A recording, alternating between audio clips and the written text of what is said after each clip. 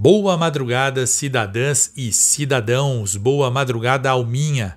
Boa madrugada, Luciano. Esse vídeo é o recorte de uma live apenas com um relato, sem propaganda, sem conversa, sem enrolação. Espero que você tenha excelentes pesadelos e lembre-se, 7 além, a gente trouxe o horror de volta. Fica comigo nessa madrugada porque aqui o horror vai rolar e vai rolar direto. Meu nome é Luciano Milici. Bem-vindos a 7 Além.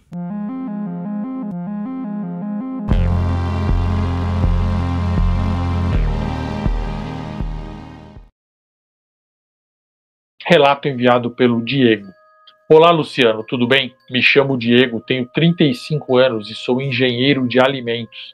Acompanho seu canal desde 2021.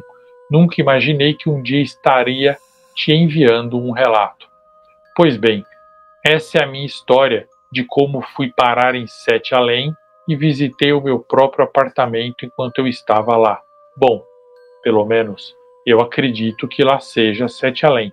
Na cidade onde eu moro tem um parque, e nesse parque tem uma roda gigante, estilo aquela London Eye de Londres.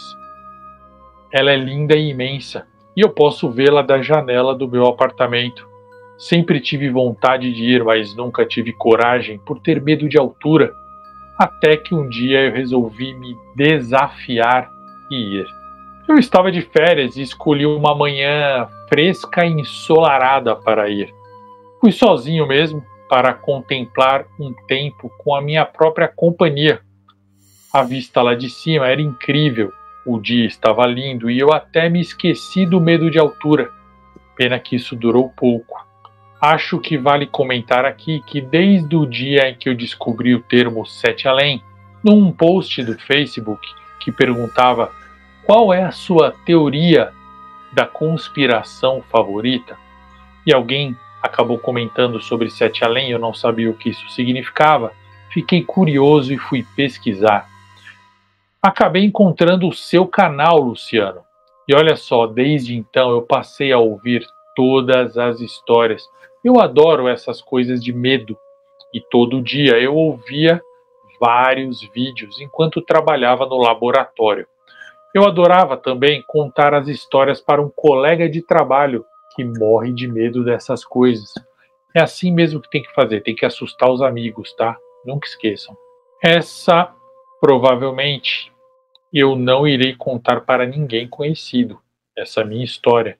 Apenas contarei para você contar no seu canal, mas não contarei para quem é próximo. Principalmente porque eu duvido que eles acreditariam. Nem mesmo eu acreditava. Para mim, era apenas diversão. 7 Além era apenas um assunto genérico, já que eu sempre gostei de coisas de temática de terror. Só sei que eu olhava pela janela da cabine da roda gigante, então, só para contextualizar, ele desceu ali e resolveu enfrentar o medo dele e descer até o parque de diversões e encarar a roda gigante que ele tinha tanto medo. Eu estava lá, na roda gigante, apreciando aquele calor do sol durante o dia. Eu não notei nada de diferente, a paisagem estava igual, tudo estava muito parecido com um dia normal ensolarado. Até que, fração de segundos, o sol piscou. Não igual o sol do Teletubbies, que é um bebezinho que pisca e sorri, não é isso. O sol apagou e voltou. Mas uma coisa muito rápida. Porém, impossível de não perceber. Imagina o desespero de uma pessoa que está no mundo e o sol pisca. Assim que o sol piscou de leve, eu notei que o mundo deu uma leve distorcida e de repente tudo ficou escuro. E quando eu abri os meus olhos, eu estava olhando para o teto da cabine. Eu estava deitado olhando para o teto da cabine da roda gigante, onde eu havia entrado sozinho. Isso mesmo, vale lembrar que eu havia entrado sozinho. Ao mesmo tempo que eu despertei, confuso, eu percebi que tinha alguma coisa fazendo aquele barulho de lâmpada quando está em curto ou está falhando, aquele barulhinho chato. era a lâmpada da cabine da roda gigante. A minha vista foi então se adaptando ao escuro, tentando entender aquele novo ambiente. Eu estava ainda na mesma cabine, mas lá fora era noite, uma noite muito densa, com nuvens cinzas no céu e uma lua brilhante. Óbvio que eu fiquei assustado, eu fiquei embasbacado. E eu levei alguns instantes para entender e para acreditar que eu estava assim, acordado, como estou agora, Luciano, escrevendo isso para você. O que antes era uma pintura branca e brilhante, novíssima, que é o que eu posso dizer que era aquela cabine, agora estava toda descascada, manchada, corroída, desgastada, arranhada, destruída, empoeirada. Lá fora não dava para enxergar mais muita coisa por causa da escuridão. A cidade à minha frente estava toda escura, mas eu reconheci que eu ainda estava no parque, no mesmo parque. Havia caminhos iluminados por postes com luzes amarelas bem fraquinhas, dessas que a gente vê em cidades do interior, sabe? E não havia ninguém.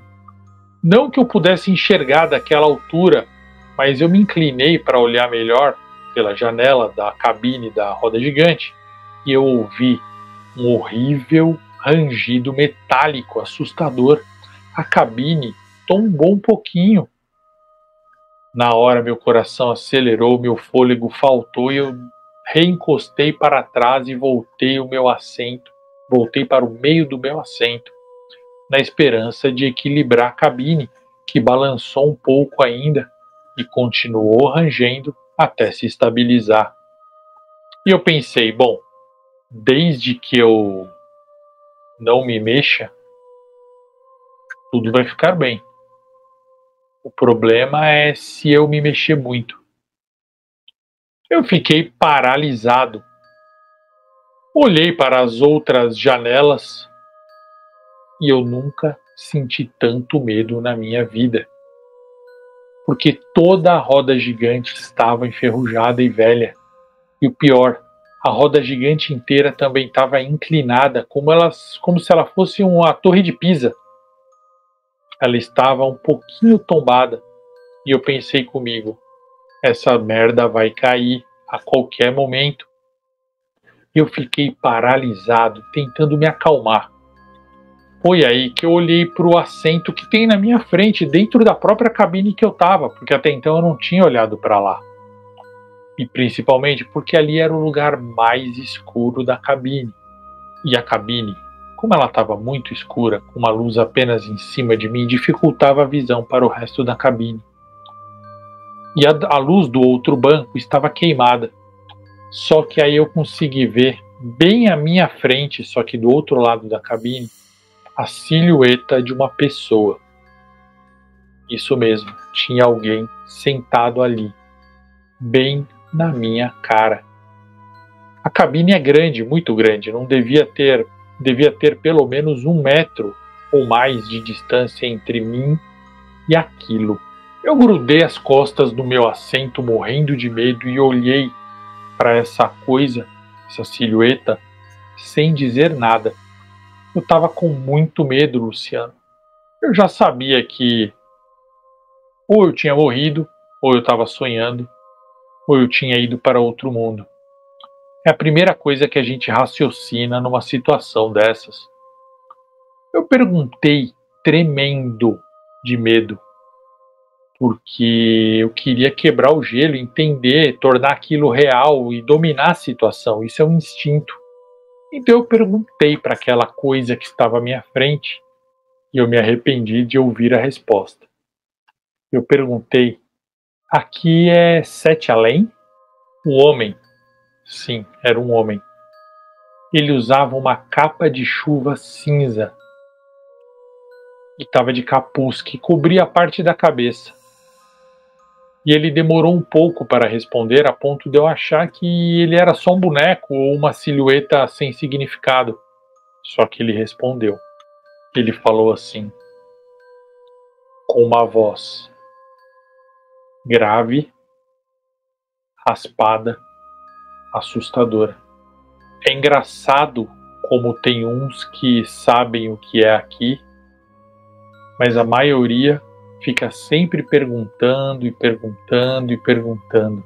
Eu ouvi aquela resposta e fiquei assustado, porque ele meio que confirmou que eu estava em Sete Além. Eu comentei tentando preencher o espaço do silêncio. Eu falei, mas Sete Além não existe, Sete Além é uma creepypasta. Sete Além é uma lenda, uma invenção no meu... Como eu posso dizer? Ele não sabia o que dizer. Será que eu digo mundo? Mas eu acabei falando no meu plano.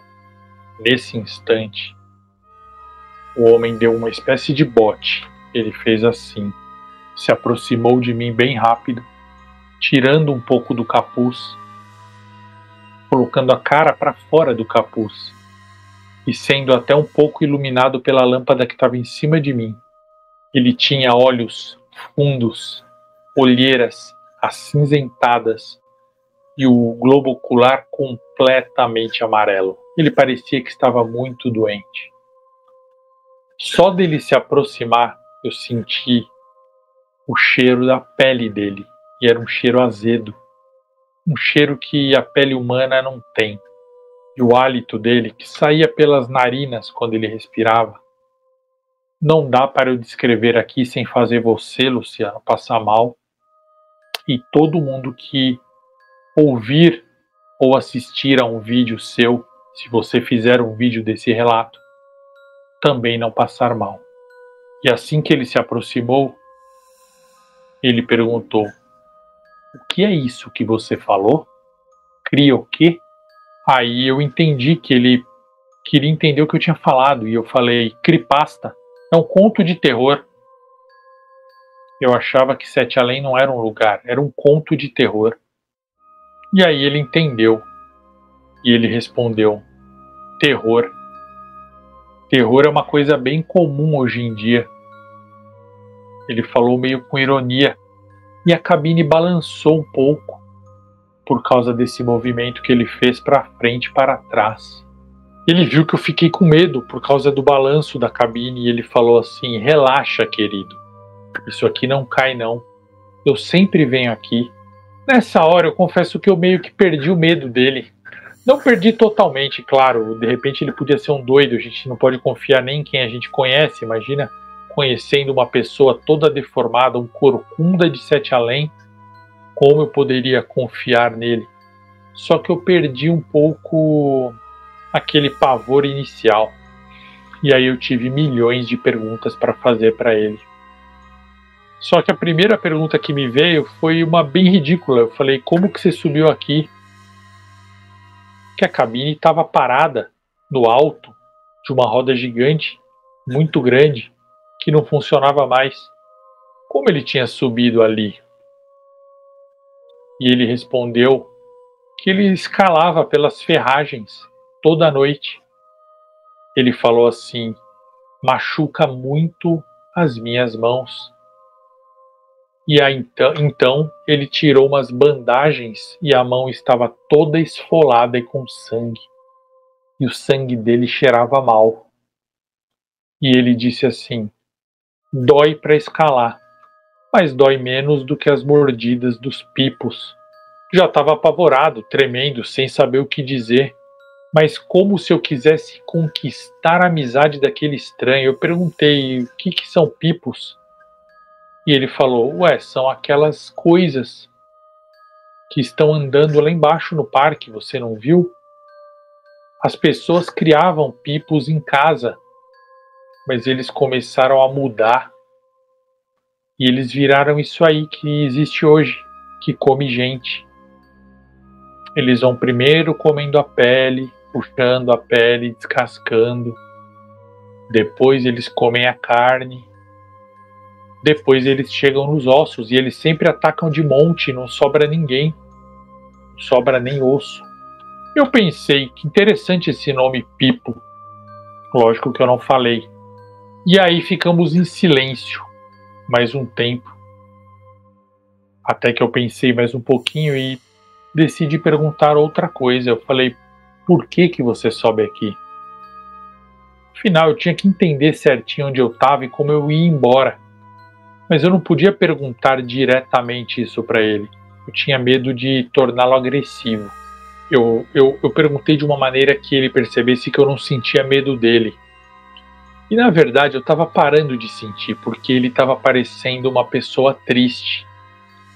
E aí ele me disse assim, que ele sempre subia ali, todos os dias, por muitos anos, mas principalmente no dia de aniversário do casamento dele, que também foi exatamente o dia em que Vitor, o marido dele, tinha morrido. Eles tinham ido na roda gigante após um almoço de comemoração de 3 anos de casado.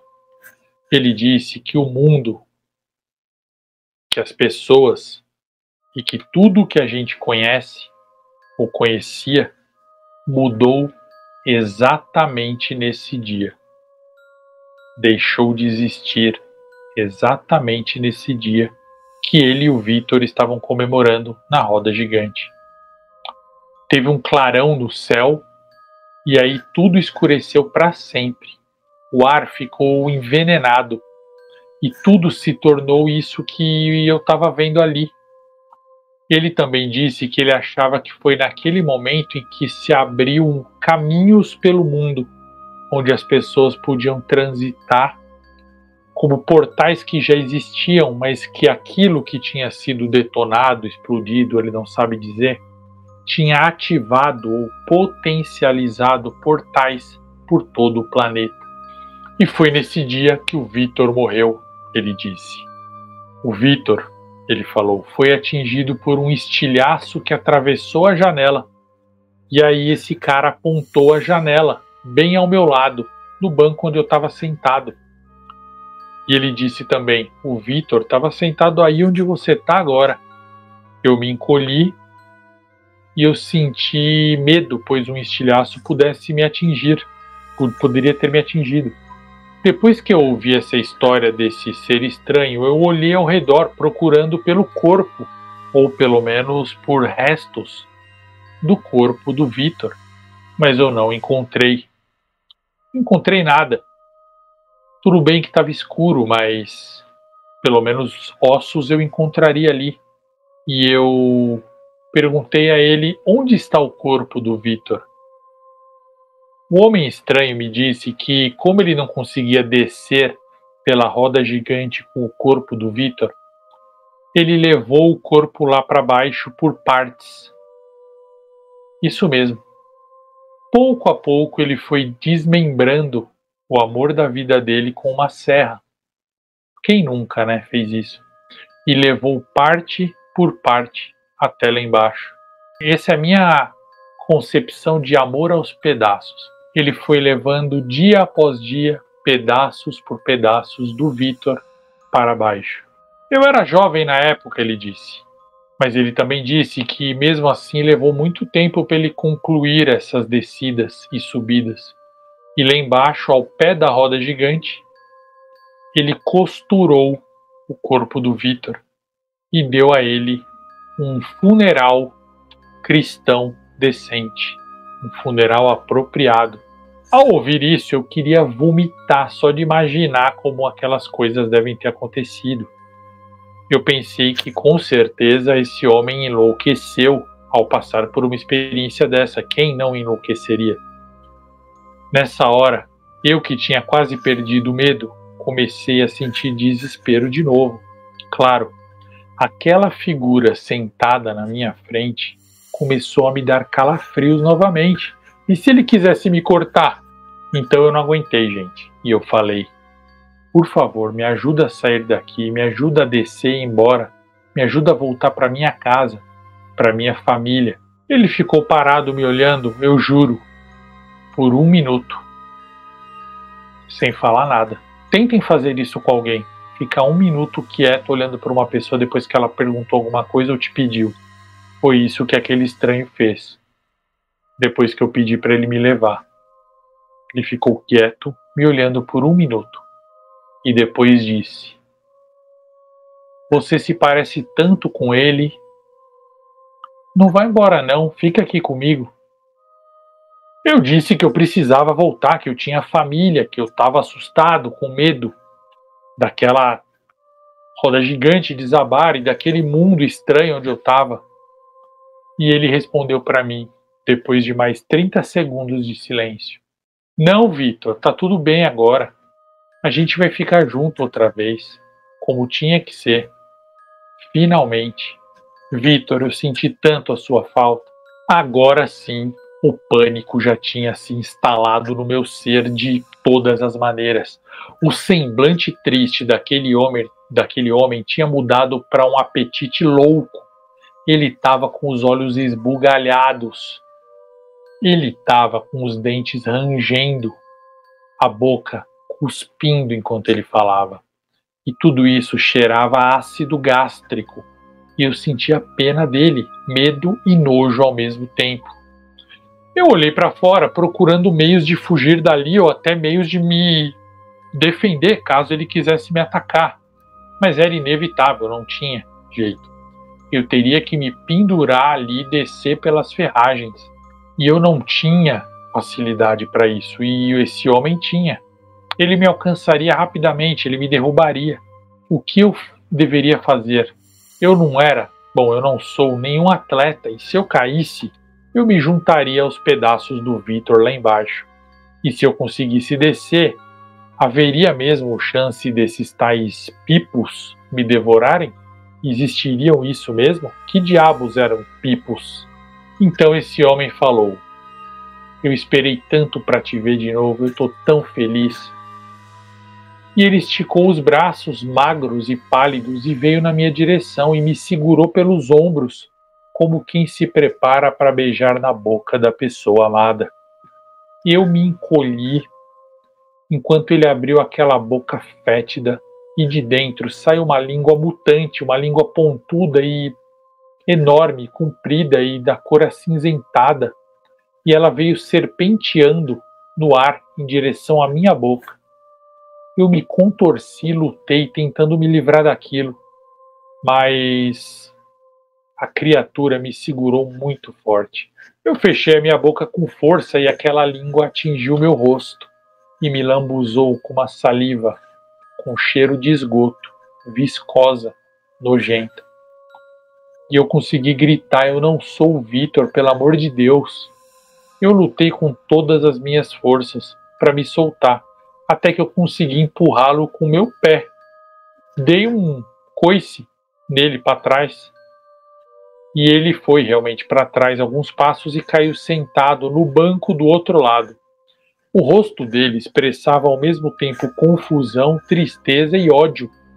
Começou a dizer coisas sem sentido, ele começou a dizer. Até então ele estava sendo a fada sensata, né, na opinião do nosso amigo Diego. Ele começou a dizer coisas sem sentido, a falar com o Vitor, como se o mesmo estivesse ali, como se eu fosse ele, como se ele estivesse conosco, nós três. De repente ele surtou e começou a pular e bater na cabine como um doido, como se fosse um macaco louco. Batia a cabeça nos vidros, pulava, batia no teto. Nessa hora, Luciano, eu notei que as pernas e os braços dele eram longos, muito longos em comparação ao corpinho enrugado e torto de corcunda dele. Tudo balançava na cabine e rangia, e saía poeira da ferrugem, que flutuava no ar, essa ferrugem, esse pó, e a luz piscava cada vez mais, e a cabine tombava e balançava e depois tombava. E eu pensei: é agora que eu vou morrer em outro universo, numa cabine estranha, com corcunda mutante, achando que eu sou marido dele. Numa dessas, a portinhola da cabine se abriu e o coitado, que estava todo agitado, diferente de mim que estava me segurando na cadeira, ele perdeu o equilíbrio e foi caindo da cabine, que já estava muito inclinada para um lado da portinha. Parecia que, devido ao peso dele concentrado naquela ponta, a cabine não ia ter como voltar, enquanto ele não voltasse para o meio para equilibrar novamente. Eu me segurei como eu podia do outro lado, mas ele se esticou os bracinhos e me segurou pela camisa, me puxando ou me tentando se escorar. Até que ele disse: "Não me deixa cair, Vitor, por favor." Seu olhar era de puro medo e tristeza. No fundo, eu senti muita pena dessa criatura maluca. Mas eu não queria cair e nem teria força para puxá-lo de volta. Por sorte minha e azar dele, a minha camisa rasgou e ele caiu. Ele escorregou e caiu. Bom, pelo menos agora ele deve estar junto com o Vitor, o amado dele. Descanse em paz, homem triste. Só então eu percebi que eu estava cheio de cortes no braço e no rosto. Eu acho que aquele ser tinha unhas afiadas e ele me segurou com muita força. E eu não tinha percebido e na adrenalina eu não senti dor. Notei então que os arranhões dele começaram a coçar. O que me restava agora? Meu Deus. Bom, eu teria que tentar descer. Eu levei o que pareceram horas para descer dali, daquela roda gigante, mas eu desci. Eu parava, recuperava o fôlego, fazia análise, olhava onde eu tinha que ir no ferro para poder escalar, para poder ir para outro lugar, para tentar descer daquela altura gigantesca. A gente estava quase no topo, quase no alto, né, total, no zênite, acho que é. E eu fui muito devagar, eu senti muito medo, mas nesse momento eu não tinha outra escolha, eu tinha que sair dali. Eu morro de medo de altura. Eu desci pensando que se eu não caísse e me quebrasse lá embaixo, eu poderia pelo menos pegar um tétano de leve. Uma vez lá embaixo, suado, com a camisa rasgada, num mundo que não existia, não existe, com a minha cabeça completamente revirada e tendo a certeza de que eu estava vivo e acordado, eu tentei me localizar onde eu tô. Desci da roda. Pelo menos os caminhos eram mais ou menos iluminados por aqueles postes com luz amarela fraca. E aí eu entendi finalmente o que eram os pipos. O corpo do homem triste estava lá, coitado, esbugalhado ao pé da roda gigante. Ele estava vivo, gemendo, quase sem força, com muita dor, sendo comido lentamente por um bando de criaturas de 4 patas, que pareciam cachorros ou gatos ou gambás. Era mistura de tudo isso. Eles eram diferentes entre si, mas ao mesmo tempo eles eram semelhantes. Eles tinham uma semelhança no geral, mas eles eram diferentes, como se eles tivessem herdado a evolução desses animais domésticos, mas tinham evoluído para algo muito ruim. Eles tinham o corpo eriçado, eles eram feios e estropiados, tinham dentes e garras enormes. A pele deles parecia com pelo que faltava, com sarna. As pernas traseiras eram maiores que as pernas dianteiras, então ele ficava com a bunda empinada. Se eles me vissem, eu estaria morto. Eu torci para o sangue das minhas feridas estar seco, para não soltar um cheiro, né? Sei lá. Vai que aqueles seres pudessem sentir. Por sorte minha e azar do homem novamente, ele devia ser muito saboroso, porque os seres nem perceberam, os pipos nem perceberam que eu estava lá. Eles ficaram lentamente arrancando a pele do homem, e as gorduras, e a carne, e os ossos. Invadi a frequência para te pedir um favorzinho de chocolate. Não se esqueça de curtir esse relato, se inscrever no nosso podcast, se inscrever também no nosso canal de YouTube e seguir a gente nas redes sociais. @oficial7além. Continue agora com o relato. Obrigadinha de morango. Eu senti pena dele, mas eu não seria capaz de ajudá-lo não.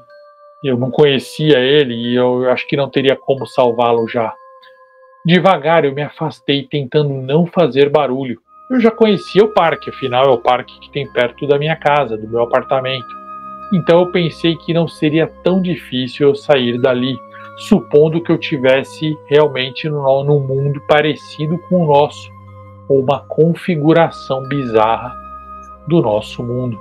Bom, eu pensei em ir para o meu apartamento, que ficava a 30 minutos andando lá do parque.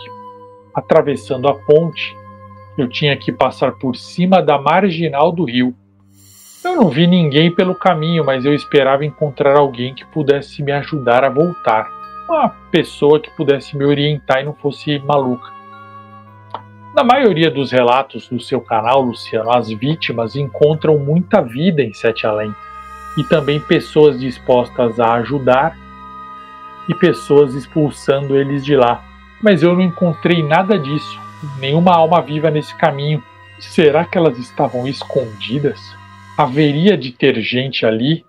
Não faria sentido ter postes com luz se não tivesse gente, concorda? Ainda que em péssimo estado, aquele mundo parecia habitado. E além disso, o homem triste, ele era uma evolução, sei lá, uma deformidade humana. Então, de repente, poderiam haver outros. Mas a maioria das coisas que eu vi era coisas velhas, destruídas e árvores mortas. Finalmente eu cheguei a um lugar com movimento, com pessoas.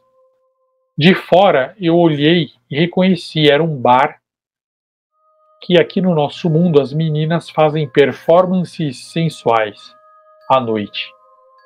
É um bar que fica a um quarteirão do meu apartamento. Vi que aquele bar tinha movimento lá dentro, então eu entrei para ver se eu conseguia ajuda. Era tipo um bar mesmo e tinha algumas poucas pessoas sentadas bebendo.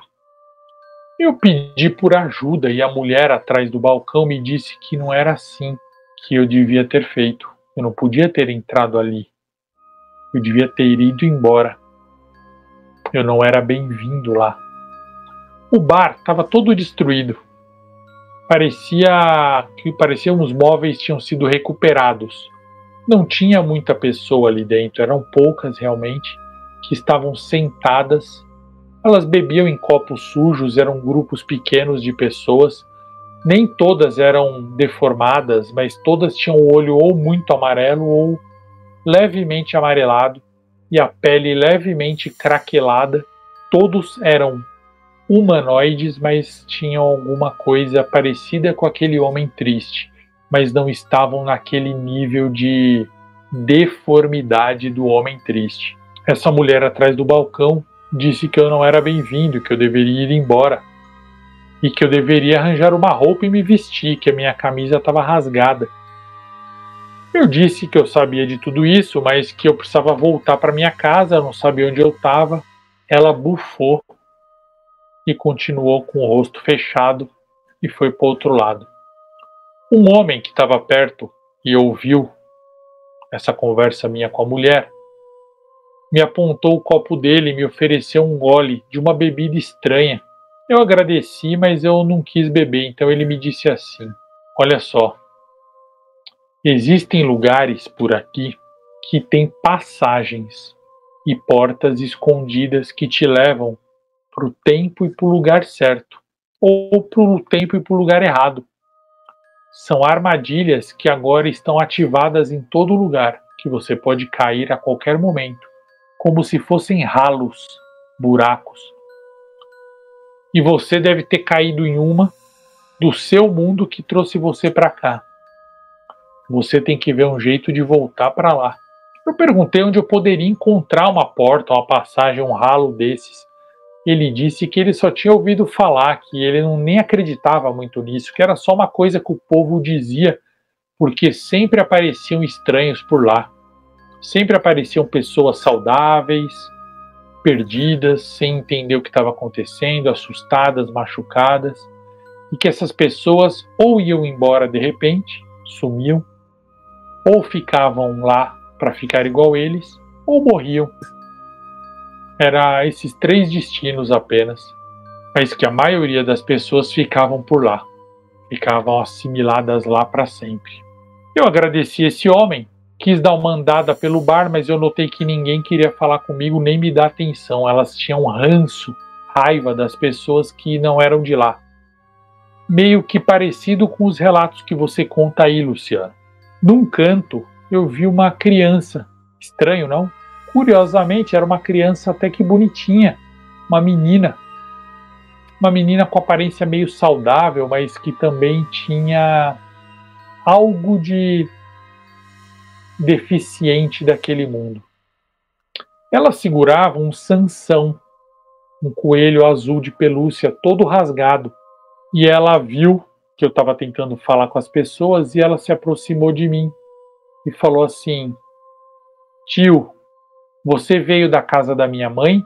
Eu falei: eu não conheço a sua mãe. E ela falou assim: a minha mãe voltou para a casa dela, você veio de lá?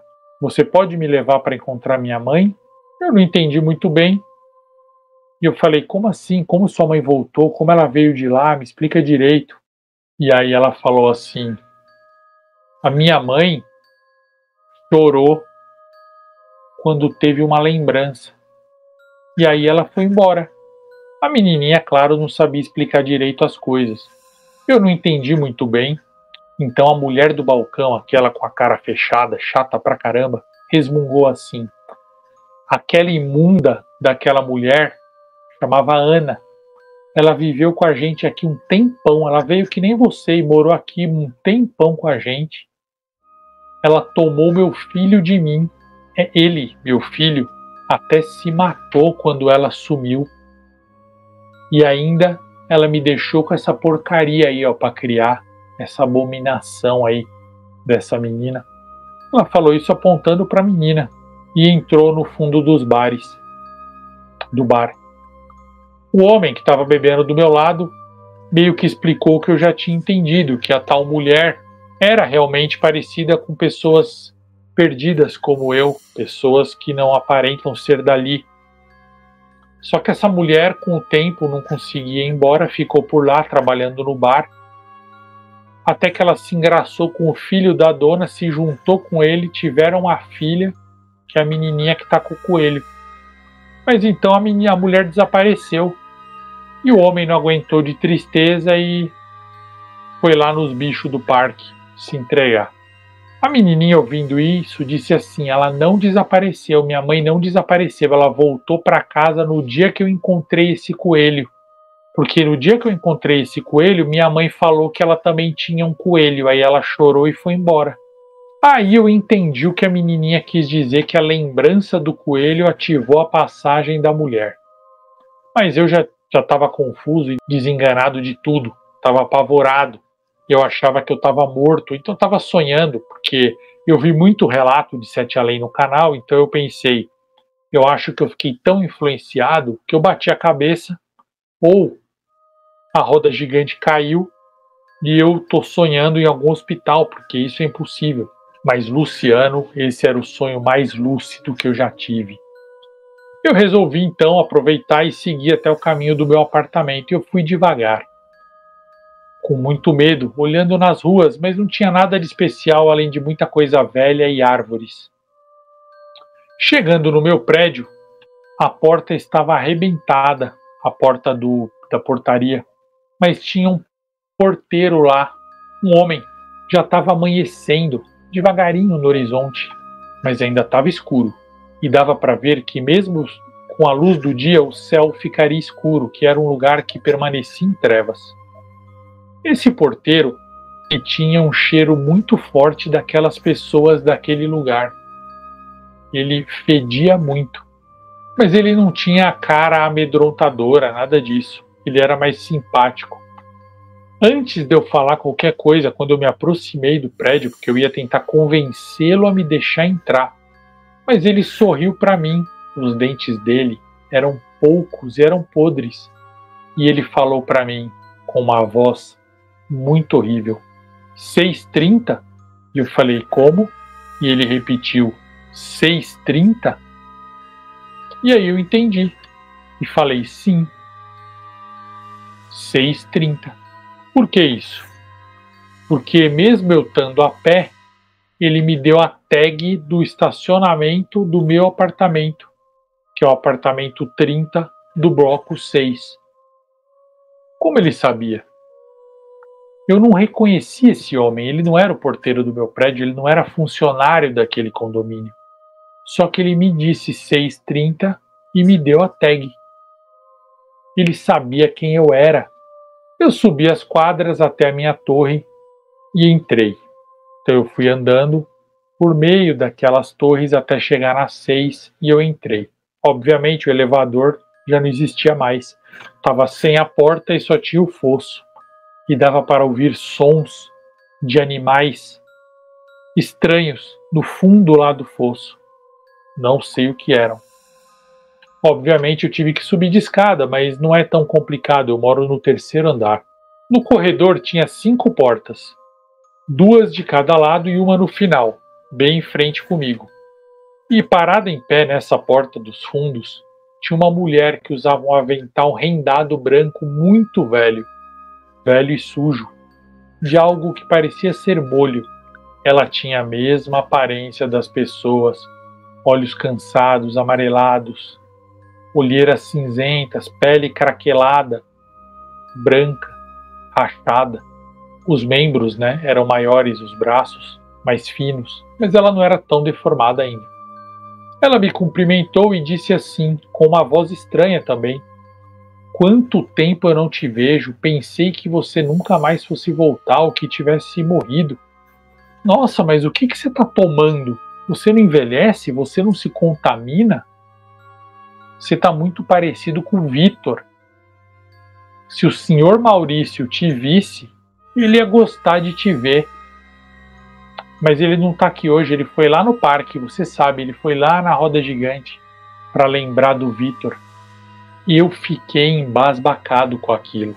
Afinal, estava evidente que o senhor Maurício era o homem triste que eu tinha, vamos dizer assim, visto cair lá da roda gigante a mais de 60 metros de altura e ser comido pelos pipos.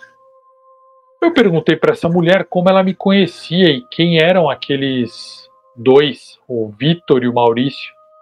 Ela fez cara de confusa e apontou para a porta deles, onde eles moravam, que era exatamente em frente à porta que dá no meu apartamento. Eles eram meus vizinhos de porta. Eu respondi que ela deveria estar me confundindo com outra pessoa. E ela disse: "Eu sou a síndica. Eu lembro de cada um de vocês. Você que foi embora, sumiu, voltou aí todo saudável e jovem, e esqueceu. Ou então a bomba mexeu com a sua cabeça." Quando ela falou bomba, eu imaginei que isso que o homem triste tinha dito quando ele mencionou um clarão e o fim do mundo. Ela olhou para mim com aqueles olhos amarelos e disse: "Bom, eu tô ocupada agora, mas eu te vejo depois. Só não sai no pátio que hoje é dia do ranca-tripa. Só me dá trabalho esse puto do ranca-tripa." Ela virou as costas e entrou no apartamento, fechando a porta atrás dela. Eu queria muito saber o que seria um ranca-tripa, mas só pelo nome eu acho que não é muito bom chegar perto. E ela ainda falou: "Não é bom você ir no pátio hoje?" Será que essa mulher não conseguia perceber que eu era de fora, assim como as outras pessoas de Sete Além perceberam? Porque ela interagiu comigo como se eu fizesse parte daquele mundo, como se eu tivesse a par de tudo. Eu me virei para a porta do número 30, que seria mesmo talvez o meu apartamento, e entrei. A porta estava destrancada. Tentei acender as luzes, mas apenas uma única luz acendeu quando eu apertei o botão, uma luz fraca, amarelada. E eu notei que era exatamente a mesma planta do meu apartamento, que o prédio tinha a mesma planta, mas os vidros das janelas estavam tão sujos que mal dava para ver lá fora. Eu fiquei curioso, vai que dava para ver o ranca-tripa lá embaixo, mas também tive medo, afinal eu estava só no 3º andar. Se alguém quisesse subir para me encontrar, era rapidinho. Eu não aguentei, de curiosidade, fui até a janela. Eu esfreguei com o resto da minha camisa, tentando tirar a fuligem do vidro. A sujeira estava pelo lado de fora, então eu tive que abrir a janela. Foi difícil, porque a janela estava raspada como se nunca tivesse aberto e também estava empenada. Eu olhei por tudo lá fora, enquanto a minha vista se acostumava de novo com o escuro, E lá na frente do pátio, lá no canto direito, eu vi uma forma humana. Alguém que devia ter uns 3 metros de altura, mais ou menos, bem alto mesmo. Estava nu, bem barrigudo, com a cara encostada no prédio garagem, e ele tinha os braços finos e compridos e a cabeça pequena. Ele gemia, um som triste e agudo, como se ele estivesse sentindo dor por ser o que ele era. Eu fiquei olhando para aquilo até que eu vi um pessoal lá embaixo, arrastando o que parecia ser uma mangueira grossa dessas de incêndio. Eles ligaram a mangueira e começaram a jogar nesse bicho para expulsar ele do prédio. Parecia que eles já faziam isso sempre. Eles queriam que o bicho saísse do condomínio. E eles gritavam um pro outro: vai, segura a mangueira, levanta, não sei o que, jogando água no ranca-tripa. O bicho não gostou nem um pouco. A água incomodava ele, mas ele tentou também se aproximar de algumas pessoas, até que ele pegou o que estava mais perto. Ele levantou esse cara acima da cabeça dele com uma mão, e com a outra, só com as pontinhas dos dedos, ele rasgou a barriga do cara e começou a se alimentar como se chupasse uma laranja. Foi nojento e eu me afastei e fechei a janela rapidamente. Nem quis ver se o ranca-tripa foi embora. O apartamento em que eu morava, teoricamente, estava completamente vazio. Tinha um sofá velho, na verdade, umas cadeiras caídas que eu não reconheci e tudo muito sujo.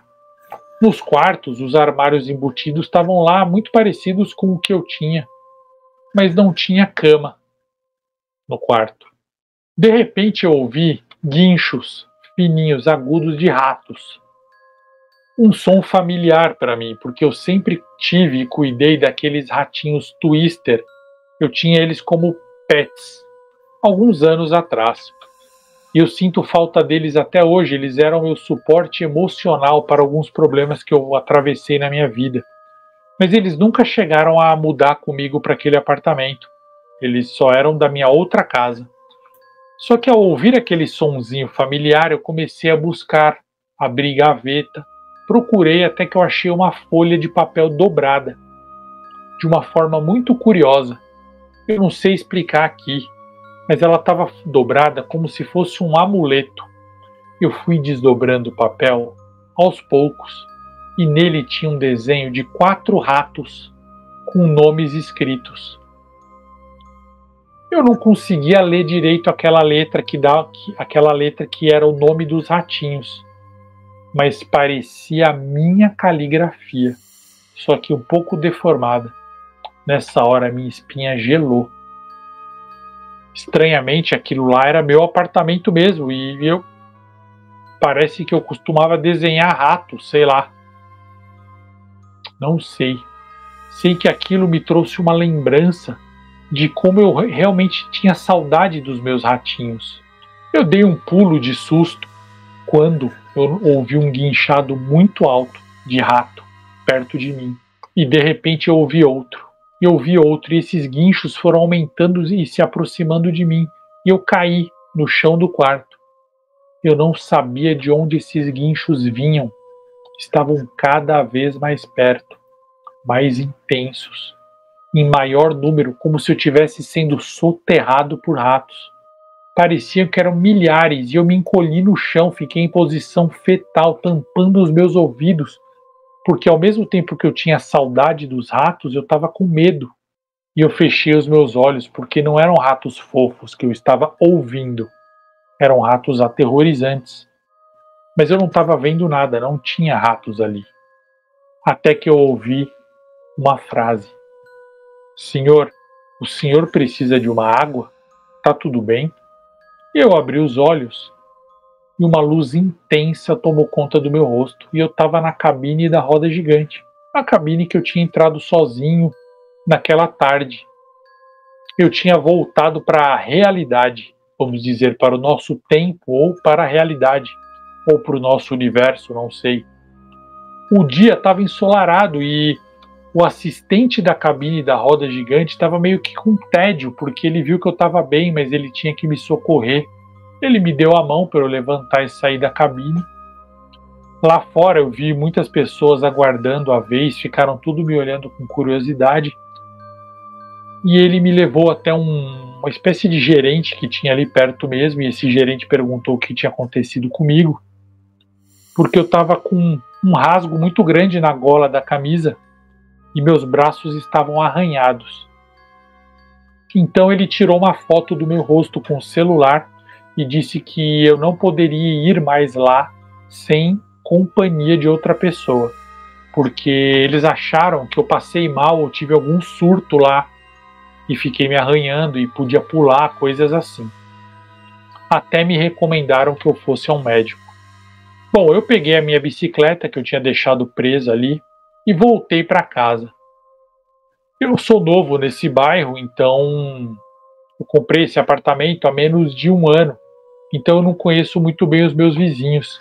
Então quando eu cheguei no meu prédio novamente, eu subi no meu apartamento, eu fiquei parado por um bom tempo olhando para a porta de frente à minha, do vizinho da frente. Eu até quase toquei a campainha, mas eu não tive coragem. Eu não tenho coragem de perguntar para os vizinhos, para os outros vizinhos, o nome das pessoas que moram ali em frente. Eu tenho medo, na verdade, não é nem vergonha de perguntar, mas eu tenho medo de realmente serem eles. Eu tenho medo de encontrar no hall ou no elevador. Vai que eu encontro o Maurício, o seu Maurício, que era o homem triste, ou o Victor, que foi picotado, e que eles moram ali, são um casal feliz. Ou ainda, será que eles vão morar lá ainda? Vai que eles ainda não moram ali? Vai que aquela síndica ainda vai morar naquele prédio? E por que eles me acharam parecido com o Victor? Isso também me encafifou muito. Eu não tenho nenhum parente com esse nome. Será que eles eram ou serão meus amigos algum dia no futuro? Ou foram ou serão em algum plano, em algum universo? Será que eu vi o futuro da Terra? Ou será que era uma dimensão paralela? E por que havia tantas coisas que eram familiares para mim? Aquele parecia ser exatamente o meu apartamento e ainda por cima tinha coisas que ainda hoje nem saíram do projeto do arquiteto. Será que eu deveria mudar o meu apartamento? Mudar alguma coisa no meu apartamento? Ou de repente mudar daquele prédio para alterar o futuro? Para tentar alterar o meu futuro? Ou será que é impossível alterar? Quem é a mãe da menina, a Ana? Será que ela também já viu seus vídeos, Luciano? Será que ela nunca te mandou um relato e você não pode reconhecer, ou até me apresentar, ou até falar com ela que a filha dela se tornou uma linda garotinha num mundo assustador? Será que ela já não voltou para lá? Será que ela ainda está viva? Afinal, ela morou muito tempo lá. Eu não sei nada disso e eu não sei se eu quero saber essas respostas. Bom, é isso, Luciano. Esse é o meu relato, que ocorreu alguns meses atrás, mas só agora eu tive coragem de te contar. Só agora eu tive coragem de reviver esse pavor, porque foi real. Eu fui contemplado com uma vivência real em Sete Além. Aconteceram outras coisas que eu não me lembro muito bem, pequenos detalhes que eu acho que a minha mente criou defesas, apagando essas memórias terríveis. Eu também passei por várias sessões de terapia para conseguir voltar a ter coragem de pensar nisso, porque eu nunca tinha nem visto uma pessoa se cortar, muito menos morrer na minha frente ou ser devorada por criaturas estranhas. A terapeuta se propôs a me ajudar, mas obviamente ela não acredita em mim. Eu espero que um dia todos nós entendamos o que aconteceu comigo e o que é Sete Além. Ou talvez é melhor não. Um abraço do seu fã, Diego. E esse foi o relato do Diego.